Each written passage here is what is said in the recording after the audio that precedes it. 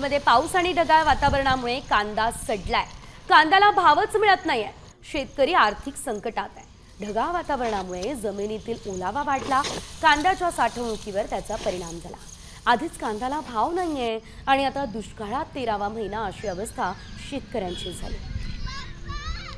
कशा प्रकारे या कांद्याचा पूर्ण चिखल झालेला आहे आपण आपल्या टेलिव्हिजन स्क्रीनवर पाहू शकतोय। एकंदरीत आपण पाहू शकतोय कशा प्रकारे शेतकऱ्याचं अतोनात नुकसान झालंय। संपूर्ण वर्षभरासाठी हा कांदा होता, याच्यावरच उदरनिर्वाह अवलंबून होता। संपूर्ण कुटुंब या कांद्यावरच अवलंबून होतं आणि त्याच कांद्याचं असं नुकसान झालेलं आहे। शेतकरी आर्थिक संकटात सापडलेला आहे। या आधीचीच कर्जमाफी असेल किंवा या आधीचेच पंचनामे होऊन नुकसान भरपाई मिळालेली नाहीये आणि आता पुन्हा एकदा हे मोठं नुकसान।